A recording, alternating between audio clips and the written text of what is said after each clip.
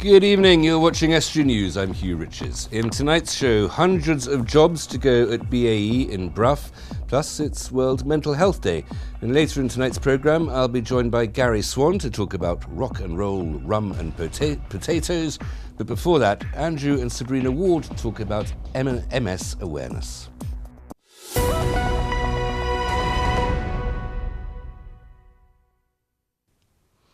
400 jobs are to go at BAE Systems in Brough. The announcement was made this morning along with 2,000 redundancies nationally.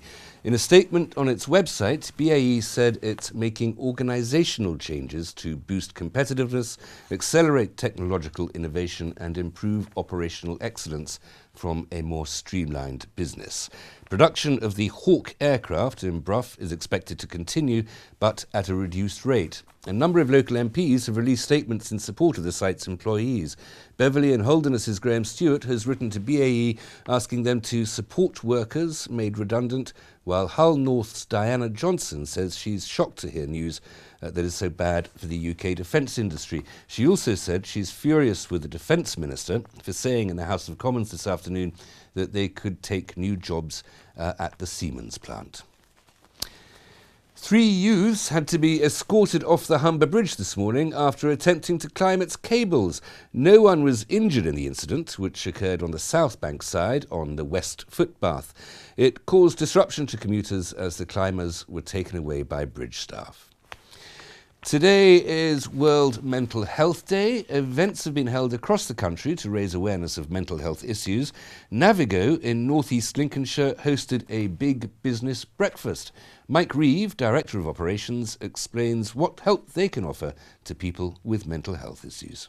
The way that we, it's not just something that happens within North East Lincolnshire, it's something that happens throughout the whole world, which is a day whereby we reflect on people's mental health. We look at the things that cause people to have mental health, and we sort of embrace that mental health affects nearly every single person in the whole world, and we all deal with it in different ways.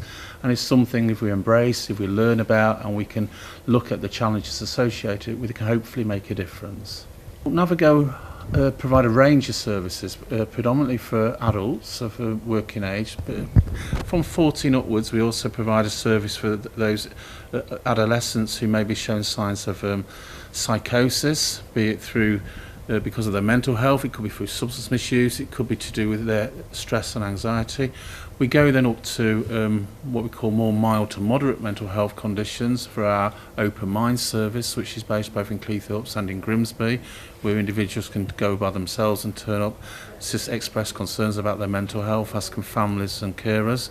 And then we have much more specific mental health services, from our community mental health services to our outpatients, to our psychology service, for our old age services, which deal with both the anxiety and depression associated with older adults, as well as those with both dementia or going through the diagnostic process of dementia, to services for those with mild to moderate learning disability, for example autism and Asperger's. And we also have acute inpatient units within North East Lincolnshire down Peaks Lane, Harrison House, and our older people service, which is based on the Diana Princess of Wales Hospital. Yorkshire devolution will be debated in Parliament this evening. Several proposals have been discussed in our area over the last few years, including the One Yorkshire model, United Lincolnshire, and a third option for the Humber region. Tonight, MPs are set to reignite the debate about how powers will be devolved from the government. 2 people have been arrested on a drugs warrant in Grimsby. A 33-year-old woman and a 37-year-old man are now in custody on suspicion of possession with the intent to supply Class A drugs. A large quantity of what is thought to be heroin was found at the address on Castle Street. The warrant was executed after police received information from local residents.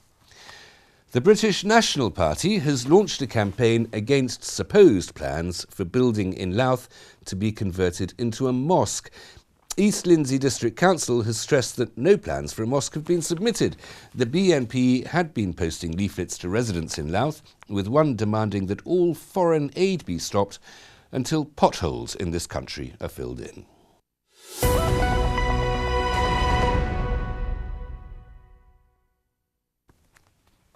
Now I'm joined by Andrew and Sebrena Ward, who are here to talk about multiple sclerosis awareness and an event that you two, between you, are organising next summer. So, Sebrena, you first, just to start off with a little bit about the event that you're hoping to get going. I'm hoping to arrange a music benefit in Scunthorpe at the Lincoln Imp on the 28th of July next year. We're looking at doing an all-day event with a number of bands, which the acts are still to be confirmed depending on funding. We're looking at raising awareness through other means as well. Currently we've got a GoFundMe page set up to try and raise the first lot of funds needed to actually finance the event. We've also had some kind local businesses donate some raffle prizes, which we'll be looking at raffling off before the event, hopefully to include raffle tickets for donations to the GoFundMe page. Just a bit of an incentive to get people to actually think about donating. And this is raising money for the Multiple Sclerosis Society? Yes, and also guide dogs. Now, with the guide dog charity, it takes £30,000 to train up each guide dog for every person, and it's not a straightforward process. The waiting list at the moment for most people is 2 years long, which is a very long time for someone to wait to get their independence back, really. There's also mobility training involved, and you have to go on a 5-week training course as well to actually be deemed suitable to own a guide dog. It's not as simple as just signing up and asking for one. No, well, we'll come back to why that's particularly personal in a moment. But Andrew, you're hoping for some fairly big bands. Yeah, we've been contacting all sorts of people. We're hoping to get ideally local bands, I guess. We've been in touch with, and Sebrena was mentioning earlier that we were maybe hinting towards Ed Sheeran, but I don't think I don't see Ed why will not. be involved. You but heard it here first. We can think big, aim high. We have got a couple of bands involved already. We are looking for some more, which will hopefully be confirmed soon. The way we're trying to approach it is trying to get as many genres involved as possible, because it will attract more interest. So, if you want to come and play next summer at the Lincoln Imp in Scunthorpe, get in touch with you. Exactly. We'll give some contact details out in a moment. Yeah. Sebrena, this is particularly close to your heart, and in the most literal sense, in that you've had a multiple sclerosis diagnosis. yes, I was diagnosed on the 7th of June last year with primary progressive MS, which is a rare form in itself. It took going on 2 years for them to actually decide what was happening to me. 3 specialists later, 6 hospitals, and 2 lumbar punctures, and they diagnosed me with the primary progressive. But since then, the diagnosis has actually been reviewed, and I've been diagnosed with the rarest form of MS, which is progressive relapsing. So as well as the progression with things such as my sight, I'm now registered as partially sighted because of it. I'll have periods where my symptoms get worse. It's a very unpredictable disease, and it's a lot to deal with. Not a lot of fun. No, you have to deal with what life gives you, though, unfortunately. I'm lucky in some respects, not in the health, not in health terms, though. It's a condition of the nervous system, isn't it? The surface of the nerves. Yeah, it's an autoimmune condition. So what basically happens is that the immune system fails to recognise that your nervous system is not a foreign invader. It attacks itself and starts eating away at the nerve coatings, which are called myelin. So with things like my sight, that's caused by the degeneration of the myelin on my optic nerves, and it's not thought to be repairable. So, what work, Andrew, is the Trust, the MS Society doing, or any other medical or scientific outfits? Is there a cure, or at least an alleviation on the horizon? There's no cure as such. There are ways you can hold back the relapses, and there are various ways of administering that, but none of them will fully cure MS at this time. If people want to help and get in touch with donations or come along to the concert next year, how should they? Because you've got a blog as well. How should they get in touch? How should they enjoy your blog? What's the address of the giving page? My blog address is sabrenamarieyu.blogspot.co.uk. We'll have to stop there, Sebrena. Thanks very much. Join me again after the break. Dan will bring us all the sports news, and I'll be talking to Gary Swan.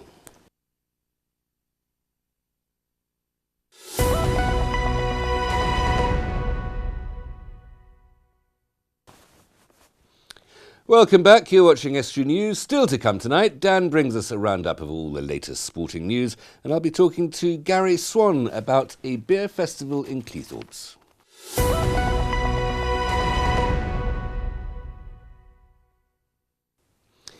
An appeal has been launched to find a bike that was stolen from a child while he waited for his friends outside a branch of McDonald's.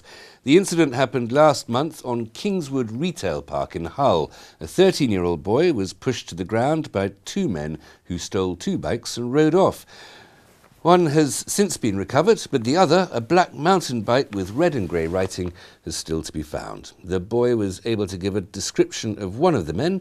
He's described as 5'8" to 6 foot tall, of medium build, wearing a hooded top and black tracksuit bottoms with white shoes. Meanwhile, police are appealing for a Good Samaritan to come forward. A member of the public detained a man who threatened a shopkeeper and demanded money from the till of a store in Scunthorpe. A 47-year-old man has been arrested on suspicion of robbery. He remains in custody. This happened at 5 o'clock this morning at H&S Supermarket on Rowland Road. The Good Samaritan left the scene before police had a chance to take a statement. This week is Seafood Week, and the event is being marked in Grimsby. Tonight, the Humber Seafood Summit will be held at the Humber Royal Hotel in Grimsby. Over 200 speakers from the seafood sector will attend this, the 7th event. The theme of this year's summit is supply and demand, covering topics including ethics, reputation and product integrity. Brexit is also likely to be discussed. Julie Snowden, account manager for Seafish UK, says the annual summit has grown more popular every year. The annual Humber Seafood Summit has grown year on year. It's now a very important event in everybody's diaries for the seafood industry. We mainly attract the seafood processors, importers, the retail and distribution trade. Well, we're having it in Grimsby because Grimsby is the centre of the UK seafood processing cluster, and it's probably one of the largest seafood processing clusters in Europe. It employs directly 5,000 people in seafood processing, and within the supply chain as a multiplier it's employing between 10 and 12,000 people.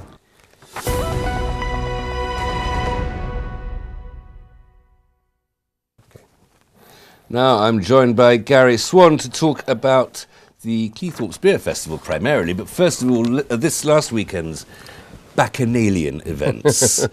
Rock, roll, rum and potatoes. Yeah, well, almost. Rum, rock and roast potatoes. Rum, yeah. rock and roast potatoes. Three, that rolls off the tongue a bit better. It does a little bit, yeah. It's the 3 R's, Pirate's favourite letter. Very nice, okay. Why those 3 extremely delightful commodities? Basically, it's the 3 things I like. So I thought, well, if nobody comes to the festival, I'll have a good time with my friends. You know, drinking the rum, eating the roast potatoes and listening to rock music. But I expect a few other people did turn up. Quite a few. It was very, very successful. We're really pleased with it being the first event. You never know how many people are going to come, but they turned up. We had over 300 people in the end. And where was this? It was at the Beachcomber in Cleethorpes from 2 o'clock till quite late. Roast potatoes, they're not a very complicated thing. If we talk about rock music, then we'll be here all night. We could be. And probably arguing by the end of it. Yes. But rum is less controversial and yet very much more fascinating. Very diverse. You've got flavoured rums, spiced rums, dark rums, golden rums, and they're all lovely. Do people get as snobbish about rum as they do about Scotch and Irish whiskies? Not really, no. You haven't got that snobbish factor. Because the rum matures quicker in the barrel, it's usually in a hot country where it's produced. A 8-year-old rum, for instance, is probably equivalent to a 14-year-old whiskey. So it's not as expensive, but just as nice. And just as nutritious. Absolutely, yes. It's the lime in the rum that stops scurvy, so it keeps diseases away. Well, you have to have it, yes, to stay a healthy person. Yeah. Beer Festival, when's it happening this year? 21st of October, so a couple of weeks' time. Again, at the Beachcomber, 12 o'clock till quite late. We've got over 25 beers, ciders and real ales. And you're getting a little bit, I know there's always a fairly local focus, but you're using the regional produce a bit this time round. Absolutely. It's called the Cleethorpes Beer Festival, and we want to make it as much about Cleethorpes as we can. And you can't get more Cleethorpes than Cleethorpes Pale Ale, which is produced by Isle of Axone Brewery. So we're really over the moon that they're on board this year, and they're bringing 4 beers with them. You've got some darker, sort of more wintry brews coming up, appropriate to the end of October. Yes, we've got the Resistance Brew, which is a darker ale. Does that blow up railways? It could do, but it's better just to sort of sip it and savour it and have a look at the colour in the glass and appreciate those craft brewers that have spent hours and hours producing that real ale for you. You're calling it the Beer Festival. Not exclusively beer, though. One or two other treats. Absolutely. We've got over 100 gins, believe it or not. I didn't know there was 100 gins, but there's apparently more than that. Gin's become terribly popular and fashionable in the last few years, hasn't it? It's very popular, along with cocktails and Prosecco. So there's just about something for everybody, really. Prosecco being sort of Italian fizzy. Yes. Yep. Yeah. How many beer festivals have there been now? It's quite a venerable event now. This is the 3rd one, yeah. So it's growing in strength every year, and we hope we'll get more people this year. How did last year's go? We got over 1,000. Yeah, we got over 1,000 last year.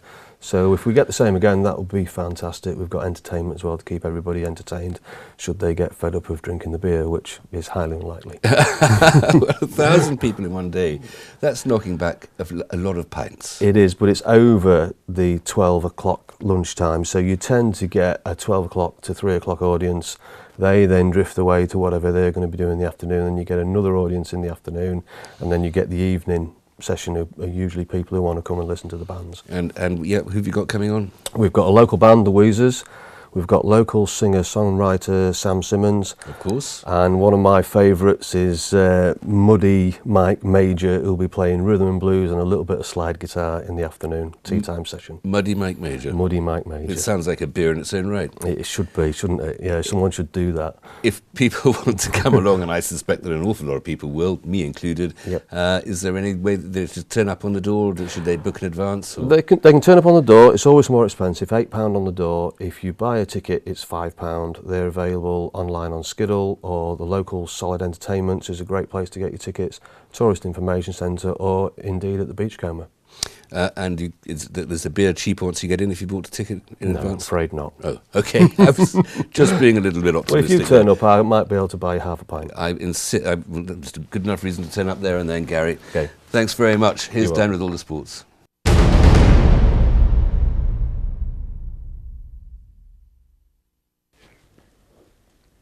Hull City's David Myler says last night was the best night of his footballing career. He captained the Republic of Ireland to a 1-0 away win in Wales to seal their place in the World Cup playoffs next month. He helped his compatriots to second place in Group D and he and the rest of the Irish contingent now await the playoff draw, which takes place in Moscow next Tuesday.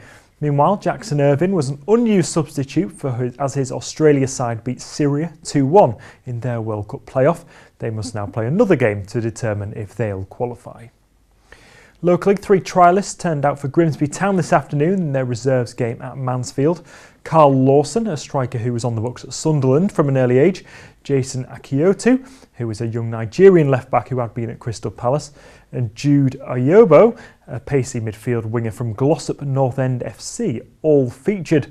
Akwasi Asante also turned out to get some more game time under his belt after his return to action last week. Rugby now, when the Hull FC's England Academy duo starred in a tense win over France last night. Will Oakes and Cameron Scott played in the 19-18 win in Perpignan. Both players are part of the City of Hull Academy. And finally, some rugby union results from the weekend. Hull Ionians beat Esher by 43 points to 28, while Hull IUFC beat Morley 47-0. Elsewhere, Hullensians beat Wheatley Hills by 35 points to 28. Josh Langford opened the scoring with this one before Rob Harding had his second in the 5-try success.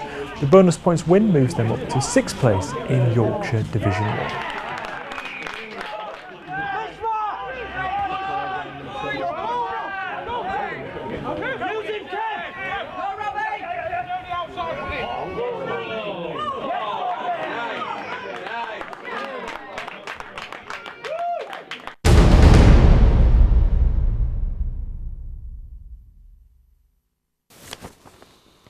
Thank you, Dan. That's all for tonight, I'm afraid. My thanks to Gary, looking forward to the Beer Festival in Cleethorpes a couple of weeks' time, and to Andrew and Sebrena Ward, looking forward to more music in Scunthorpe next year in the summer. If you've got a story as good as those to get in touch with us, then please go to Facebook or Twitter. The details appear below me now. Email news@estuary.tv or phone Grimsby 0147231 55553. Or if you are a little bit more old-fashioned and frankly elegant and graceful, then it would be much more acceptable to write to us at Estuary TV, Nuns Corner, Laceby Road, Grimsby, North East Lincolnshire, DN345BQ, Fountain Pens, Italic Nibs, Black Quink. Until tomorrow, from all of us on the team, good evening.